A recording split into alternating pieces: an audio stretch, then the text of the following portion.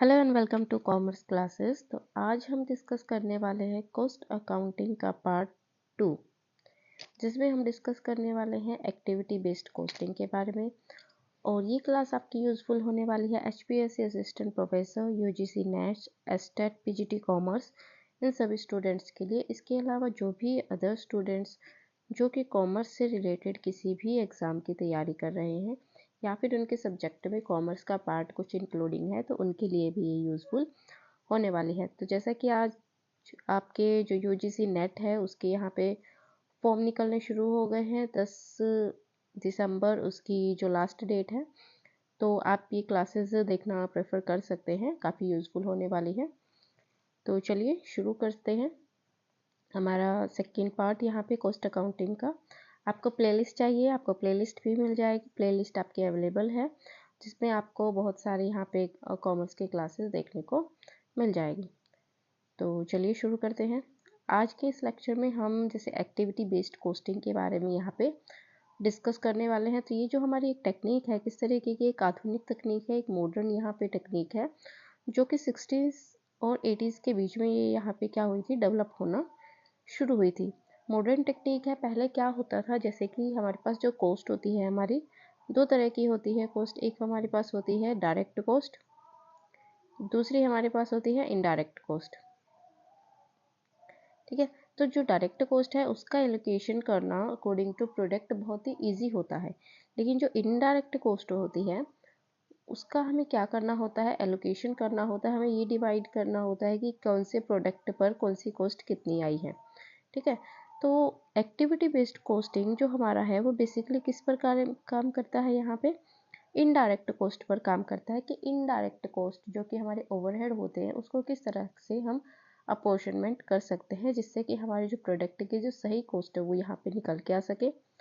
साथ ही साथ हम क्या देखते हैं कि हम इसको एक्टिविटी या डिपार्टमेंट के थ्रू हम इसको किस तरीके से हम एलोकेट कर सकते हैं, जिससे कि हम सही तरीके से क्या कर सके, यहाँ पे कोई भी जो हमारा प्रोडक्ट है उसका मेजरमेंट यहाँ पे कर सके। तो नेक्स्ट देखिए क्या कहा गया है यहाँ पे, इसको एक बार पढ़ लेते हैं। एक्टिविटी बेस्ड कॉस्टिंग हमारी मॉडर्न टेक्निक होने के साथ साथ 60s और 80s के बीच में ही डेवलप हुई थी। और in this method indirect cost is allocated among various department. ठीक है, वेरियस डिपार्टमेंट पे हम क्या करते हैं, इसको डिस्ट्रीब्यूट कर देते हैं on the basis of profit, कि जितना प्रॉफिट उस डिपार्टमेंट से हो रहा है उसी के अकॉर्डिंगली हम इसको क्या कर देते हैं, एलोकेट कर देते हैं। Firstly every activity is correlated with its cost. ठीक है, जो प्रत्येक एक्टिविटी होती है, हर एक एक्टिविटी क्रियाएं होती है, उनको उनकी लागत से लागत और एक्टिविटी के बीच में क्या किया जाता है, यहाँ पे कोरिलेट किया जाता है, यानी कि उनके बीच में संबंध बताए जाते हैं। Then rate of overhead absorption is applied. उसके बाद हम क्या करते हैं, उस पर एक रेट अप्लाई कर देते हैं कि इतना ओवरहेड इस पर्टिकुलर एक्टिविटी जो कि इस डिपार्टमेंट से रिलेटेड है उसके लिए होना चाहिए। आफ्टर सिलेक्टिंग ए प्रॉपर कॉस्ट ड्राइवर। देखिए कॉस्ट ड्राइवर क्या होता है, ये तीन चीज़ें होती हैं जो कि आपको इसमें देखने को मिलेगी। एक होता है कॉस्ट ड्राइवर, एक होता है कॉस्ट पूल, और एक होता है कॉस्ट ऑब्जेक्ट। ये तीन चीज़ें आपको यहाँ पे देखने को मिलेगी, जो कि हम आगे इस लेक्चर में हम डिस्कस करेंगे। देखिए कॉस्ट ऑब्जेक्ट तो बेसिकली क्या होता है, एक सबसे बड़ी टर्म होती है जिसमें कॉस्ट पूल और कॉस्ट ड्राइवर भी यहाँ पे इंक्लूड होते हैं। कॉस्ट ऑब्जेक्ट जैसे नाम से ही है कि कोई उद्देश्य हो सकता है या फिर कोई एक पर्टिकुलर सब्जेक्ट हो सकता है जिसके रिगार्डिंग आपकी कॉस्ट आई है। कॉस्ट पूल क्या होगा कि इसमें वेरियस तरीके की जो कॉस्ट हैं उनको एक ग्रुप होगा, और कॉस्ट ड्राइवर क्या होगा, ये इंडिविजुअल होगा। ठीक है, तो अभी आप इतना ही समझ लीजिए कि कॉस्ट ऑब्जेक्ट तो क्या है, एक सब्जेक्ट है। कॉस्ट पूल क्या है, वेरियस कॉस्ट का क्या है, ये एक ग्रुप होता है। और कॉस्ट ड्राइवर यहाँ पे क्या हो जाएगा कि अलग अलग तरीके की कॉस्ट जो कि कॉस्ट पूल में जाती है, इकट्ठा होती है, वो हमारे कॉस्ट ड्राइवर यहाँ पे हो जाएंगे। ठीक है, तो सबसे पहले हमने क्या कर लिया, यहाँ पे जो कॉस्ट है हर एक एक्टिविटी से आने वाली कॉस्ट को यहाँ पे डिटरमाइन कर लिया with the help of proper cost driver. और उसी के बेस पर हम क्या कर देते हैं कि फाइनल जो प्रोडक्ट हमारा बन के आया है उस पर ओवरहेड कितना चार्ज होगा उसको हम यहाँ पे डिटरमाइन कर लेते हैं। For any manufacturing firm, estimation of direct cost like material and direct labour and there cost determination is comparatively easy. ठीक है, जो हमारी जो डायरेक्ट कॉस्ट होती है उसका हम क्या कर सकते हैं, आसानी से मेजरमेंट कर सकते हैं। साथ ही साथ हम उसका अपोर्शनमेंट भी कर सकते हैं कि एक पर्टिकुलर जो हमारा प्रोडक्ट है उसके लिए कितनी डायरेक्ट कॉस्ट यहाँ पे आई है। लेकिन इनडायरेक्ट कॉस्ट के बारे में यूजुअली नहीं कहा जाता है, लेकिन उसका अपोर्शनमेंट भी ठीक तरीके से नहीं किया जाता है। तो एक्टिविटी बेस्ड कॉस्टिंग क्या करती है, उसका अपोर्शनमेंट करती है ठीक तरीके से, ताकि जो हमारा जो फाइनल प्रोडक्ट निकल के आता है उसकी हम क्या कर सकें, कॉस्ट को आसानी से मेजरमेंट कर सकें। ठीक है, नेक्स्ट हमें यहाँ पे जो दो डेफिनेशन दी गई है, ये सबसे पहले जैसे ABC is a system that focus on activities as fundamental cost object and utilize cost of these activities as building block and compiling the cost of other cost object। इसमें क्या किया जाता है, जो बेसिक यहाँ पे जो मोटिव होता है फोकस किस पे होता है, यहाँ पे एक्टिविटीज पे यहाँ पे जो फोकस होता है कॉस्ट ऑब्जेक्ट की कितनी एक्टिविटीज हुई है और उससे रिलेटेड कॉस्ट यहाँ पे कितनी आई है, उसी के बेस पर क्या किया जाता है, जो अदर हमारी जो कॉस्ट है, जो अदर हमारी जो कॉस्ट ऑब्जेक्ट है उनकी कॉस्ट हम यहाँ पे डिटरमाइन कर सकते हैं। ठीक है, यानी कि एक्टिविटीज़ के कॉस्ट को फाइंड आउट करके हम अदर जो ऑब्जेक्ट है उनकी कॉस्ट को यहाँ पे फाइंड आउट कर सकते हैं। हॉर्नग्रेन का ये यहाँ पे स्टेटमेंट है। नेक्स्ट अगर बात करें तो a technique of cost tension of cost unit on the basis of benefit received from indirect activities. ठीक है, यानी कि इनडायरेक्ट एक्टिविटीज़ का आपको कितना बेनिफिट मिला है किसी प्रोडक्ट के रिगार्डिंग, तो उसके लिए क्या करना, उसको अपोर्शनमेंट करना ही यहाँ पे क्या कहलाता है, जो आपका एक्टिविटी बेस्ड कॉस्टिंग यहाँ पे कहलाता है। ये जो आपकी डेफिनेशन है ये आपको किसने दी है, CIMA लंदन की यहाँ पे ये जो डेफिनेशन देखने को मिल रही है।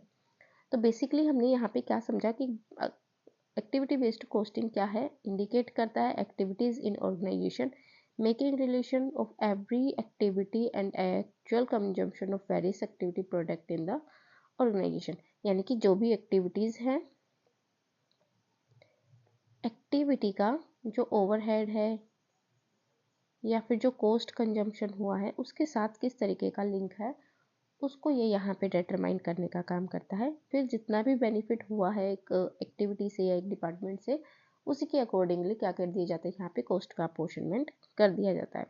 इससे जो आपकी कई तरीके की एक्टिविटीज़ होती हैं, जैसे कि यहाँ पे कुछ ऐसी एक्टिविटीज़ भी होती है जो नॉन वैल्यू एडिड होती हैं। ठीक है, उनको भी यहाँ पे क्या कर दिया जाता है, उनको स्टॉप यहाँ पे कर दिया जाता है। और कुछ ऐसे प्रोडक्ट जिनके पर जो ओवरहेड है वो एक्स्ट्रा चार्जेस हुए हैं, तो उनका जो प्राइस है वो कैसे रखा जाएगा, हाई प्राइस रखा जाएगा। ठीक है, कैसे, मान लीजिए कोई आपने जैसे ओवरहेड का यहाँ पे अपोर्शनमेंट कर दिया, आप पहले क्या कर रहे थे, आप इक्वल इक्वल इक्वल इक्वल सभी को क्या कर रहे थे, ओवरहेड यहाँ पे प्रोवाइड करवा रहे थे। मान लीजिए इसको भी 500, इसको भी 500, इसको भी हमने 500 दे दिया, इसको भी हमने 500 दे दिया। ओवरऑल इनकी जो कॉस्ट थी पहले से 500 थी, तो अब ये यहाँ पे कॉस्ट हो गई 1000, इसकी भी 1000, इसकी भी 1000 और इसकी भी 1000। अब ये हमारा जो कॉस्ट यहाँ पे कितनी हो गई है, 1000 हो गई है। ठीक है, तो मान लीजिए ये आपका जो 1000 वाला है आप इसको बेच रहे हो 1500 में, इसको आप बेच रहे हो 1100 में, इसको आप बेच रहे हो 1200 में और इसको आप बेच रहे हो 1050 में। लेकिन यहाँ पे आपको 50 रुपये का प्रॉफिट हो रहा है, यहाँ पे आपको 200 का हो रहा है, यहाँ पे आपको 100 का हो रहा है, यहाँ पे आपको 500 का आ रहा है। तो ये जो अपोर्शनमेंट है आप इसको इक्वली ना करके क्या करोगे, इस वाले का अपोर्शनमेंट यहाँ पे ज़्यादा करोगे, इस वाले का कम, इस वाले का फिर उससे कम और फिर इस वाले का उसके कम। इस तरीके से आपको यहाँ पे क्या करना है, एक्टिविटी बेस्ड कॉस्टिंग में जो कॉस्ट है उसका अब्जॉर्प्शन करना है अकॉर्डिंग टू प्रोडक्ट बेनिफिट, के आपको किसी प्रोडक्ट से मिलने वाला बेनिफिट कितना है उसी के अकॉर्डिंग आप यहाँ पे क्या कर रहे हो, ओवरहेड का अब्जॉर्प्शन कर रहे हो। बेसिकली यहाँ पे यूज़ होती है कौन कौन सी इंडस्ट्रीज़ में, बैंकिंग हो गया और कुछ फाइनेंशियल इंस्टीट्यूशन होते हैं, उनमें ये टेक्निक ज़्यादा यूज़ में ली जाती है। आई होप यहाँ तक आपको कोई डाउट नहीं है। अगर आपका कोई डाउट है तो आप इसको एक बार दोबारा से देख सकते हैं, डाउट क्लियर हो जाएंगे। नेक्स्ट अगर हम बात करें तो हमारे पास आता है जैसे एक्टिविटीज़ यहाँ पे क्या होती है, एक्टिविटी बेस्ड करेक्टरिस्टिक्स यहाँ पे क्या होती है, एक्टिविटी बेस्ड कॉस्टिंग की। तो ये कुछ हमारी करेक्टरिस्टिक्स आती है। ये सबसे पहले आता है link the overhead cost with cost activities. सबसे पहले यहाँ पे क्या किया जाएगा, जो आपके ओवरहेड है यानी कि जो आपके इनडायरेक्ट कॉस्ट है उसको आप किसके साथ लिंक कर दोगे, कॉस्ट एक्टिविटीज़ के साथ, यानी कि जो वेरियस टाइप की एक्टिविटीज़ है उनके साथ आप यहाँ पे आप इनको ऐड कर दोगे कि कितनी एक्टिविटीज़ में कितनी तरह की कॉस्ट यहाँ पे आई है। एक एग्जाम्पल भी हमें यहाँ पे दिया हुआ है, activity related with the ordering cost of goods will be number of order. ठीक है, यानी कि जो एक्टिविटी है वो कैसे हो सकती है कि ऑर्डरिंग कॉस्ट की, कि कितने आपने ऑर्डर यहाँ पे दिए हैं, 1 दिया है, 2 दिया है, 3 दिया है। ठीक है, इसी तरीके से जैसे डेप्रिसिएशन हो गया मशीनरी पे, depend on the machine our. ठीक है, कितने घंटे मशीन किसी एक पर्टिकुलर प्रोडक्ट को या फिर उस कॉस्ट ऑब्जेक्ट को बनाने के लिए चली है, इस तरीके से आप क्या कर सकते हो, ओवरहेड को यहाँ पे लिंक कर सकते हो। Activity based allocation, activity based allocation यानी कि जितनी एक्टिविटी जितनी क्रियाएं हुए हैं उनके बेसिस पर ही आप यहाँ पे क्या कर रहे हो, ओवरहेड का यहाँ पे एलोकेशन यहाँ पे क्या कर रहे हो। ट्रेडिशनल में ऐसा कुछ नहीं होता था, ट्रेडिशनल में इक्वली अपॉर्शनमेंट कर देना था या फिर डिपार्टमेंट के अकॉर्डिंग क्या कर देते थे, हम अपॉर्शनमेंट कर देते थे। नेक्स्ट अगर हम बात करें तो हमारे पास आता है बेटर कॉस्ट आइडेंटिफिकेशन। तो एक्टिव एबीसी की जो हमारी कॉस्टिंग है वो क्या करती है, बेटर आइडेंटिफिकेशन करती है, बेटर यूटिलाइजेशन करती है कॉस्ट का अकॉर्डिंग टू एक्टिविटीज़, जिससे मैनेजमेंट को भी क्या मिलता है, यहाँ पे एक करेक्ट और क्लियर कॉस्ट का डाटा यहाँ पे मिल जाता है। नेक्स्ट हम बात करें तो एक कैसी टेक्निक है हमारी, मॉडर्न टेक्निक है, डेवलपमेंट में है अभी, और करेक्ट और रिफाइंड मैनर है ट्रेडिशनल कॉस्टिंग का, और इसमें काफ़ी अच्छे तरीके से क्या किया जा सकता है, यहाँ पे ओवरहेड का अपोर्शनमेंट यहाँ पे किया जा सकता है। This result into lower product cost. तो इससे क्या आती है, जैसे आप अगर प्रोडक्ट का यहाँ पे अपोर्शनमेंट अच्छे तरीके से करोगे तो यहाँ पे जो आपका जो एक पर्टिकुलर प्रोडक्ट है उसकी होने वाली कॉस्ट है वो कैसे आ जाएगी, यहाँ पे लोअर हो जाएगी। नेक्स्ट हमारे पास आता है यहाँ पे डिफरेंस। अब डिफरेंस हमारे पास किस किस के बीच में, यहाँ पे दो है यहाँ पे मेथड। दो मेथड यहाँ पे कौन से हो गए, सबसे पहले तो जब मेथड के बारे में एक्सप्लेन नहीं किया गया है तो यहाँ पे हम दो मेथड के बारे में डिस्कस करेंगे। एक हमारे पास होता है ट्रेडिशनल मेथड, ठीक है, और एक तो है जैसे हमारा एक्टिविटी बेस्ड कॉस्टिंग ये वाला मेथड। तो इन दोनों मेथड के बीच में हम यहाँ पे क्या देखेंगे, डिफरेंस यहाँ पे देखने वाले हैं। तो देखिए सबसे पहले क्या होता है, यहाँ पे हमारे पास जो बेसिस ऑफ आइडेंटिफिकेशन, किस तरीके से आइडेंटिफाई करेंगे। अब एबीसी में हम क्या करते हैं, ओवरहेड को हम मेन एक्टिविटीज़ के साथ रिलेट कर देते हैं, जिससे हमारे जो इंक्रीज हो जाते हैं यहाँ पे क्या, कॉस्ट सेंटर। पहले भी बता चुके हैं, कॉस्ट सेंटर यहाँ पे क्या होता है, कॉस्ट पूल को कहा जाता है। ठीक है, कॉस्ट पूल हम आगे डिस्कस करेंगे। जो कॉस्ट सेंटर है वो हमारे क्या होते हैं, कॉस्ट पूल होते हैं। ट्रेडिशनल कॉस्टिंग में क्या होता था, हम वेरियस डिपार्टमेंट के अकॉर्डिंग क्या कर देते थे, उनको अपॉर्शनमेंट कर देते थे। ठीक है, तो बेसिक डिफरेंस यहाँ पे क्या हो गया, ट्रेडिशनल में हम डिपार्टमेंट के अकॉर्डिंग करते थे और एक्टिविटी बेस्ड कॉस्टिंग में हम एबीसी के अकॉर्डिंग, एक्टिविटी के अकॉर्डिंग हम क्या करते हैं, अपॉर्शनमेंट यहाँ पे कर देते हैं। सेकेंड हमारे पास आता है इफेक्टिवनेस ऑफ ऑब्जेक्टिव्स। इफेक्ट कितना है, ट्रेडिशनल कॉस्टिंग का यहाँ पे ज़्यादा होता है ऑब्जेक्टिव्स पर, जो किस इससे एक तो आप एलिमिनेट कर सकते हो जो कि आपकी अननेसेसरी एक्टिविटीज़ है, साथ ही साथ आप उनको कंट्रोल भी कर सकते हो। लेकिन आप ट्रेडिशनल कॉस्टिंग में इस तरीके का कुछ भी नहीं कर सकते थे, क्योंकि डिपार्टमेंट के अकॉर्डिंग आप क्या करते थे, यहाँ पे कॉस्ट का एलोकेशन करते थे। थर्ड की हम बात करें मैथडोलॉजी, तो मैथडोलॉजी क्या है, यहाँ पे क्या कहा गया है, in traditional method firstly the overhead are classified in production department, service department, and then the overhead and service department are reallocated to production department. पहले क्या होता था, डिपार्टमेंट फिर उसके अंदर के डिपार्टमेंट, इस तरीके से क्या किया जाता था, इनका ओवरहेड का यहाँ पे रीएलोकेट यहाँ पे किया जाता था। लेकिन यहाँ पे जो हमारा यहाँ पे एक्टिविटी बेस्ड कॉस्टिंग है, इसमें रीएलोकेट नहीं किया जाता है। यहाँ पे डिपार्टमेंट की जो एक्टिविटीज़ है उनके अकॉर्डिंगली हम क्या करते हैं, कॉस्ट को बांट देते हैं। कॉस्ट ड्राइवर और कॉस्ट पूल यहाँ पे होते हैं। ये जो टर्मिनोलॉजी है ये यहाँ पे यूज़ की जाती है, ट्रेडिशनल में ऐसा कुछ यूज नहीं किया जाता था। कॉज और इफेक्ट रिलेशनशिप यहाँ पे बताता है, ट्रेडिशनल में ऐसा कोई कॉज और इफेक्ट का रिलेशनशिप नहीं होता था, बट एबीसी में आपको ये देखने को मिल जाएगा। तो ये यहाँ पे कुछ थे इनके डिफरेंसेस। नेक्स्ट हम बात करते हैं ऑब्जेक्टिव। अब देखिए ऑब्जेक्टिव क्या है, हमारा जो एक्टिविटी बेस्ड कॉस्टिंग है इसका मेन चीज़ें क्या हैं। एक तो आपके पास क्या होती है, इनडायरेक्ट कॉस्ट होती है, और इनडायरेक्ट कॉस्ट को आपको क्या करना होता है, अपॉर्शनमेंट करना होता है अकॉर्डिंग टू एक्टिविटी। एक डिपार्टमेंट के थ्रू आपको कितनी बेनिफिट आपको मिलता है, उसी के अकॉर्डिंगली आप क्या करते हो, कॉस्ट को, इनडायरेक्ट कॉस्ट को यहाँ पे अपॉर्शनमेंट कर देते हो। तो बेसिकली ये आपका एबीसी कॉस्टिंग में है। तो किस किस तरीके का कैसा कैसा इसका उद्देश्य हो सकता है। कंट्रोल करता है ये कॉस्ट पे, इंडिविजुअल भी और डिपार्टमेंट लेवल पर भी। ठीक है, जो भी अननेसेसरी एक्टिविटीज़ होती है उसको ये क्या कर देता है, यहाँ पे एलिमिनेट कर देता है। नेक्स्ट क्या करते हैं, deploy more resources toward profitable product department and activities.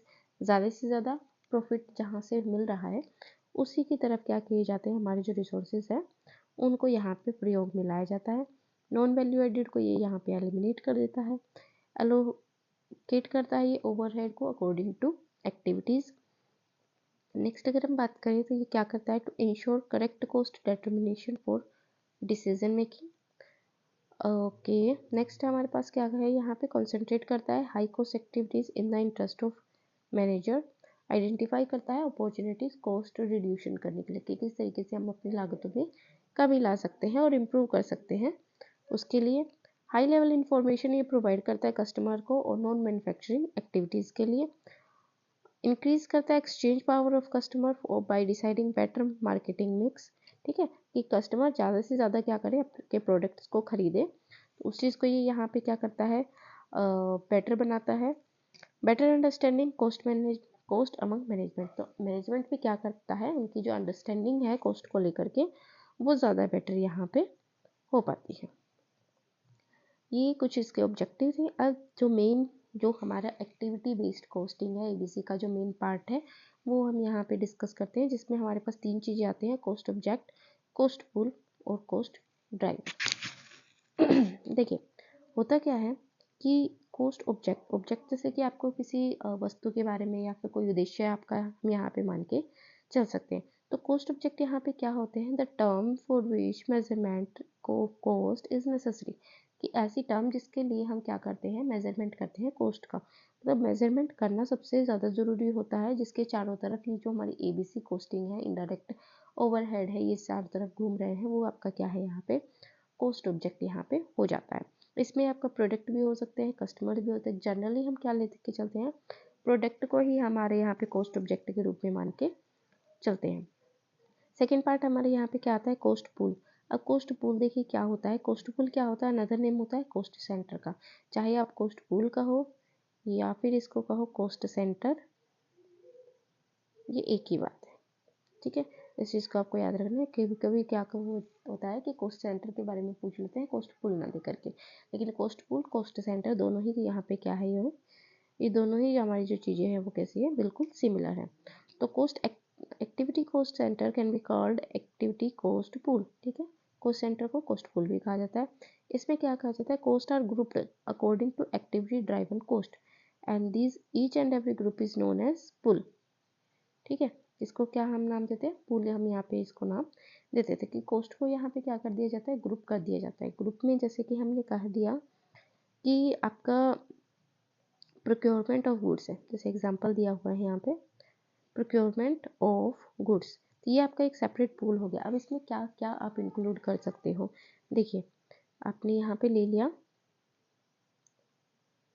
Procurement of goods. अब इसमें कौन कौन सी एक्टिविटीज़ आ सकते हैं, आपके परचेज ऑर्डर आ सकते हैं। ठीक है, आपका यहाँ पे इसके अलावा आपका जो स्टोरेज कॉस्ट है वो आ सकती है, क्योंकि आप उसको लेके आए हो। इंस्पेक्शन कॉस्ट आ सकती है। तो ये सारे क्या हो जाएंगे, आपके कॉस्ट ड्राइवर हो जाएगा। ये आपका क्या हो जाएगा, कॉस्ट पूल हो जाएगा। ठीक है, और किसके लिए आप कर रहे हो, किसी प्रोडक्ट के लिए कर रहे हो, किसी सर्विसेज के लिए कर रहे हो, तो वो आपका यहाँ पे क्या हो जाएगा, कॉस्ट ऑब्जेक्ट यहाँ पे हो जाएगा। ठीक है, तो आई होप कि आपको समझ में आया हो, थोड़ा सा किक पिच हो गया है, बट देखिए एक बार दोबारा समझ लेते हैं। जो आपका कॉस्ट ऑब्जेक्ट होता है वो सबसे बड़ा होता है। उसमें क्या हो, उसके लिए आप क्या करते हो, कॉस्ट पूल यहाँ पे डिसाइड करते हो। कॉस्ट पूल क्या होती है, एक्टिविटीज़ होती हैं जिसको हम पी से नाम दे रहे हैं, और ये इसमें क्या होती है, इसमें बहुत सारी एक्टिविटीज़ होती है। कॉस्ट ऑब्जेक्ट डिवाइड होता है कॉस्ट पूल में, जिसको हम कॉस्ट सेंटर भी बोलते हैं, और कॉस्ट पूल वेरियस एक्टिविटीज़ में, जिसमें छोटी छोटी बहुत सारी एक्टिविटीज़ होती है, तो एक ग्रुप ऑफ एक्टिविटीज़ होता है। ऐसे आप इसको याद रख सकते हैं।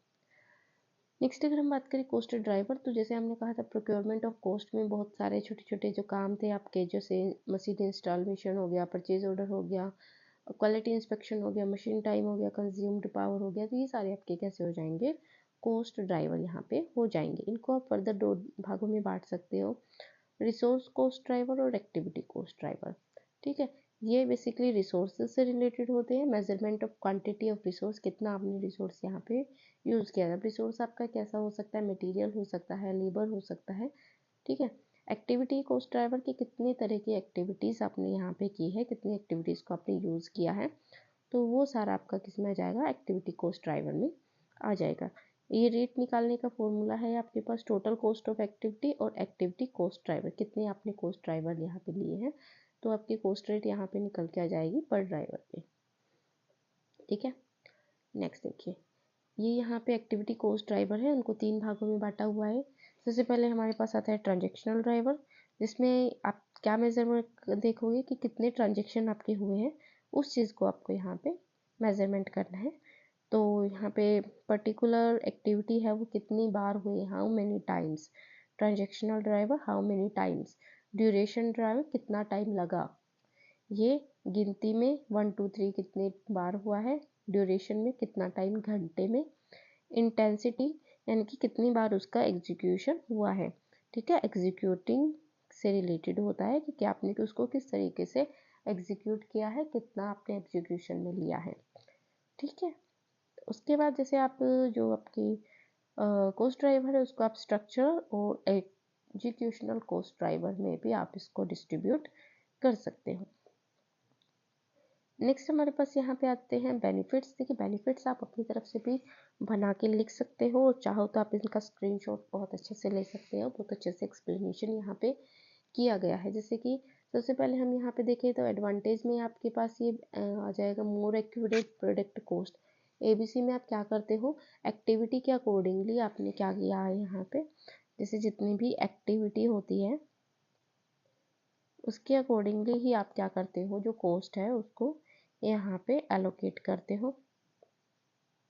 ठीक है, कॉस्ट का आप जो लागत है उसका विभाजन कैसे करते हो, एज पर एक्टिविटी करते हो। इसलिए यहाँ पे जो किसी भी प्रोडक्ट है, किसी भी सर्विस है, उसकी लागत को निर्धारित करना यहाँ पे क्या हो जाता है, बहुत ही आसान हो जाता है। और आप एक जो डायरेक्ट कॉस्ट का तो जैसे हम मेजरमेंट कर ही लेते हैं, लेकिन इनडायरेक्ट कॉस्ट के केस में यहाँ पे आपको बहुत सारे बेनिफिट यहाँ पे देखने को मिल जाते हैं। तो इसलिए यहाँ पे क्या होता है, जो भी आपकी कॉस्ट है उसका यहाँ पे जो डिटर्मिनेशन है यहाँ पे वो ज़्यादा एक्यूरेट यहाँ पे हो जाता है। कॉस्ट मैनेजमेंट और कॉस्ट रिड्यूशन में भी काम आता है। जैसे कि हमने पहले डिस्कस किया था कि जो भी हमारी नॉन वैल्यू एडिंग एक्टिविटीज़ होती है, जिससे आपको किसी भी तरीके का कोई फ़ायदा नहीं हो रहा है, आप उनको यहाँ पे क्या कर सकते हो, रिड्यूस कर सकते हो, या फिर जो कम बेनिफिट वाली एक्टिविटीज़ है उनको आप यहाँ पे एलिमिनेट भी कर सकते हो। नेक्स्ट अगर हम बात करें इम्प्रूवमेंट होता है यहाँ पे परफॉर्मेंस में, तो इम्प्रूवमेंट कैसे होता है, आप यहाँ पे क्लासिफिकेशन कर सकते हो, और साथ ही साथ उन प्रोडक्ट का प्राइस हाई रख सकते हो जिनसे जो रिलेटेड कॉस्ट है वो कैसी आ रही है, यहाँ पे हाई आ रही है। ठीक है, हाई कॉस्ट वाले प्रोडक्ट का हाई रेट, लो कॉस्ट वाले प्रोडक्ट का लो रेट। तो इससे क्या होगा, जो इम्प्रूवमेंट है वो यहाँ पे परफॉर्मेंस के देखने को मिलती है। नेक्स्ट हम क्या बात कर रहे हैं, यहाँ पे प्राइसिंग आप कर सकते हो। ठीक है, एक्यूरेट प्राइसिंग होती है, ट्रेडिशनल की तरह नहीं होती है कि सारी जो कॉस्ट है आपने उसको कैसे कर दिया, इक्वली ही डिस्ट्रीब्यूट कर दिया, जिससे आपका किसी प्रोडक्ट का कॉस्ट यहाँ पे बहुत ज़्यादा हाई जा रहा है, किसी का कम जा रहा है, किसी से होने वाला बेनिफिट बहुत ज़्यादा है, किसी से बिल्कुल भी बेनिफिट नहीं हो रहा है। तो इस तरीके से आपका यहाँ पे क्या होता है, प्राइसिंग यहाँ पे ठीक तरीके से हो पाती है। बेटर मार्केटिंग मिक्स आपको यहाँ पे मिलता है, क्योंकि अलग अलग प्रोडक्ट की जो होने वाली जो लागतें हैं वो आपको ठीक तरीके से यहाँ पे मिल पाती है। आप उनके regarding product price, promotion, place, ये सारे डिसीजन आप क्या ले पाते हो आसानी से और बढ़िया तरीके से आप क्या कर पाते हो, ये डिसीजन आप ले पाते हो। कंज्यूमर को भी यहाँ पे क्या मिलता है, यहाँ पे रीजनेबल प्राइसेस पे देखने को मिलते हैं प्रोडक्ट, तो ये कंज्यूमर के लिए भी एक फ़ायदे की बात हो जाती है। वेल्थ ऑफ शेयर होल्डर यहाँ पे कैसे होती है, इंक्रीज होती है। देखिए जो एबीसी का जो आप अडोप्ट कर रहे हो तो उसमें क्या है, आपका कॉस्ट जो है वो अच्छे से डिटरमाइन होगा। अच्छे से डिटरमाइन होगा तो प्रॉपर डिसीजन आप ले पाओगे। कॉस्ट रिड्यूशन किस तरीके से करना है, प्रॉपर यूटिलाइजेशन किस तरीके से करना है रिसोर्सेज का, जिससे के अकॉर्डिंग क्या होगा, आपके जो अवॉइडेंस होगा किसका, वेस्टेज का और लॉसेस का।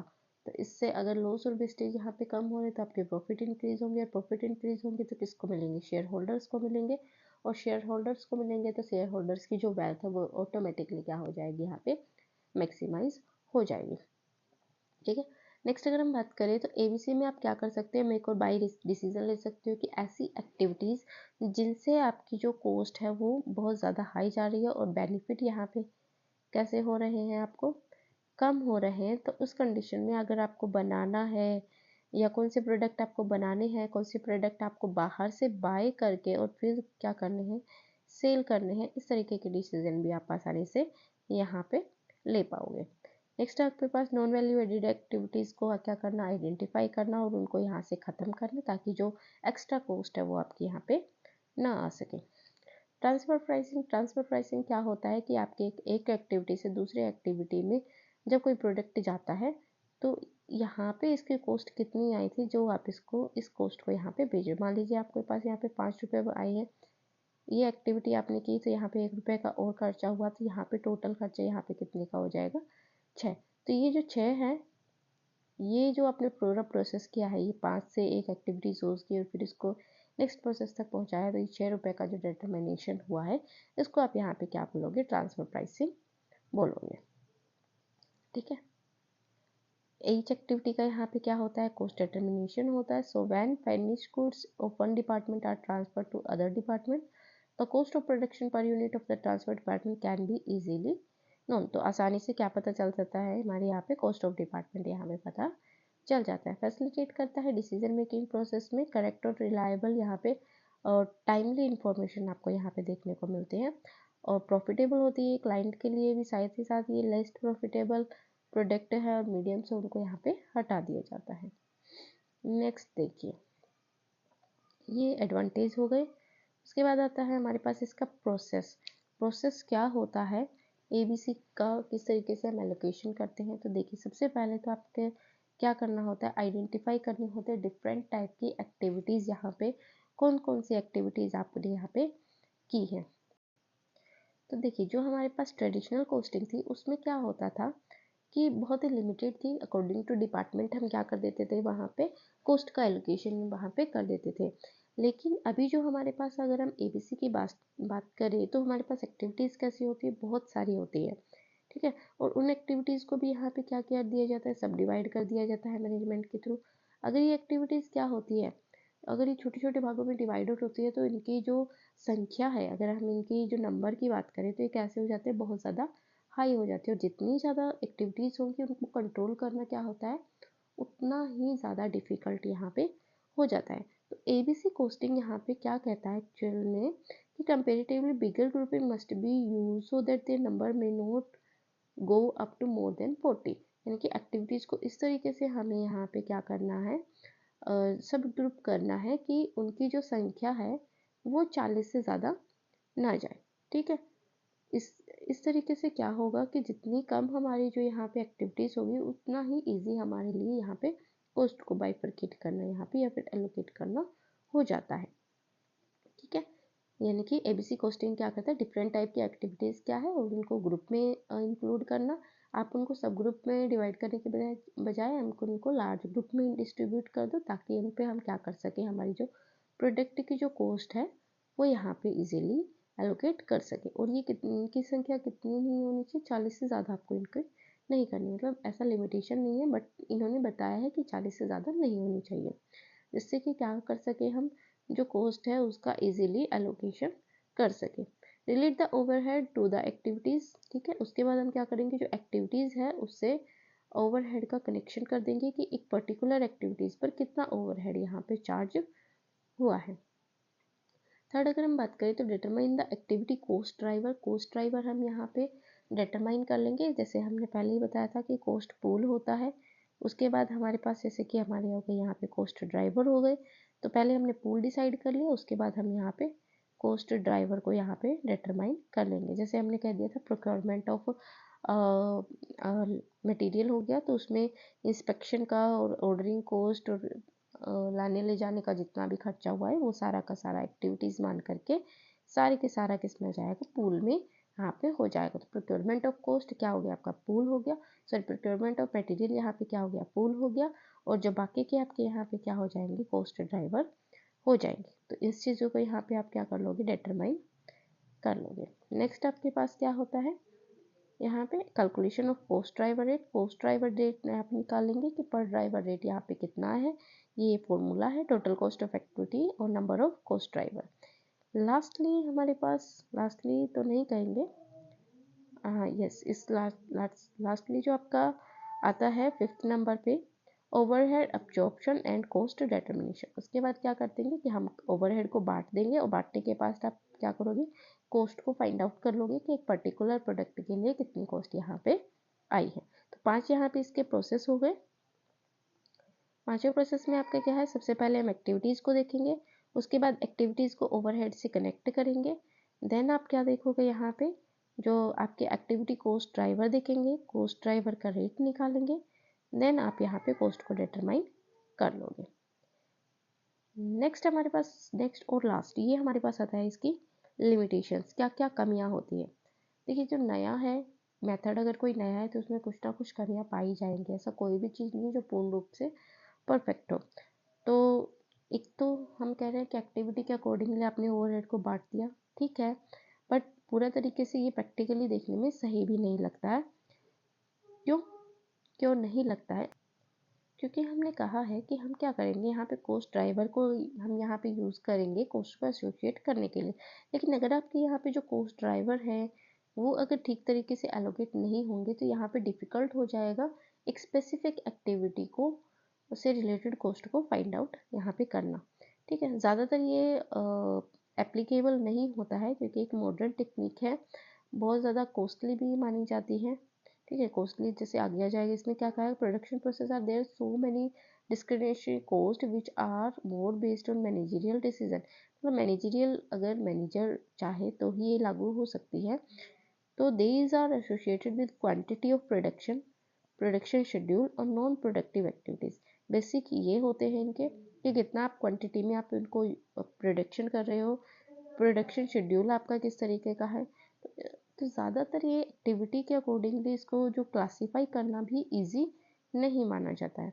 कॉस्टली टेक्निक होती है क्योंकि बिगर एंटरप्राइजेज है वो ही इसको अडोप्ट कर सकते हैं, और वो भी इनको क्या करेंगे, बहुत ही जो एकदम स्किलफुल पर्सन होते हैं उन्हीं के थ्रू ही ये क्या कर की जा सकती है, इनको ऐसे लागू नहीं किया जा सकता है ताकि वो इजीली उनका डिवीजन नहीं कर सकते। आप कितना, आप इनडायरेक्ट कॉस्ट को किस तरीके से आप एलोकेट कर पाओगे, वो चीज़ों को डिटरमाइन करना बहुत ही एक स्किलफुल काम होता है। ठीक है, इसमें बहुत सारी यहाँ पे कॉस्ट भी आपको देखने को मिल सकती है। कॉम्प्लेक्स टेक्निक है, lot of money, lot of time, full consciousness यहाँ पे चाहिए होता है एम्प्लॉयज़ का। ठीक है, स्टेजेस ऑफ इवोल्यूशन, यहाँ पे एक नया सिस्टम है तो अभी इसकी जो इवोल्यूशन की स्टेजेस है वो यहाँ पे अभी चल ही रही है, अभी पूरी तरीके से डेवलप नहीं हुई है। एक यहाँ पे आता है डिफ़िकल्टी इन स्टैंडर्डाइजेशन की, स्टैंडर्डाइजेशन करना सक्सेसफुली यहाँ पे भी पॉसिबल नहीं हो पाया है। Utilization of resources is necessary but it is not easy to fix such type of standard, it would be encountered with many difficulties। ठीक है, नया प्रोडक्ट है तो बहुत सारी डिफ़िकल्टीज भी आपको यहाँ पे देखने को मिलेगी। ये सारी कमियां होने के बावजूद भी इसको अप्लाई किया जाता है। अप्लाई किया जाता है जापानीज़ कंपनीज में, इनको सप्लाईज किया जाता है। They were successful in avoiding many non value added activities, बहुत ज़्यादा सक्सेसफुल हुई हैं वो, जो भी नॉन वैल्यू एडिंग एक्टिविटीज़ है उनको दूर करने में, हटाने में। Japanese companies were able to widen their bazaar share and become a challenge before the automobile and electronic industry of USA was really a mystery। Therefore the whole world despite their limited product. मतलब इन्होंने क्या किया, जो अपनी जो ये ABC techniques है इसको फॉलो कर करके इन्होंने जो नॉन वैल्यू एडिड एक्टिविटीज़ थी उनको यहाँ पे एलिमिनेट कर दिया। साथ ही साथ इन्होंने अपने बाजार शेयर को भी क्या कर लिया, काफ़ी बड़ा कर लिया ऑटोमोबाइल और इलेक्ट्रॉनिक के क्षेत्र में USA में। ठीक है, USA में इन्होंने अपना ऑटोमोबाइल और इलेक्ट्रॉनिक का बिजनेस काफ़ी बड़ा कर लिया। So when US company are aware this technique they are also initiate to apply this technique widely.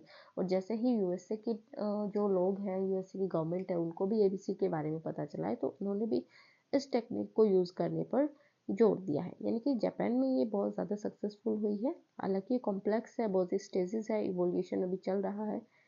तो इस तरीके से क्या किया है इन्होंने, जापानीज़ ने बहुत ज़्यादा यहाँ पे US का मार्केट यहाँ पे कंट्रोल में कर लिया। यानी कि बेनिफिट तो है, लेकिन अभी हमें यहाँ पे इसका समझ में नहीं आ रहा है, क्योंकि अभी हमें क्या लग रहा है, बहुत ही कॉम्प्लेक्स, कॉस्टली, स्मॉल एंटरप्राइजेस को यूज़ भी नहीं कर सकते हैं। तो ये आपका जो आज का लेक्चर था ABC के ऊपर, जो कि हमने यहाँ पे डिस्कस किया है। वीडियो कैसी लगी आप हमें ज़रूर बताइएगा। आप अपने कमेंट हमारे साथ शेयर कर सकते हैं। आपको वीडियो पसंद आई हो तो आप लाइक कर सकते हैं, चैनल को सब्सक्राइब कर सकते हैं, और साथ ही साथ आप क्या कर सकते हैं, हमारी जो बाकी की वीडियोस हैं वो भी आप देख सकते हैं, जो कि आपके लिए बेनिफिशियल होने वाली है आपके बहुत सारे एग्ज़ाम्स के लिए। मिलते हैं जल्द ही एक नए वीडियो के साथ, जो कि आपका कॉस्ट अकाउंटिंग का होने वाला है पार्ट 3। तब तक के लिए keep learning. Thanks for watching.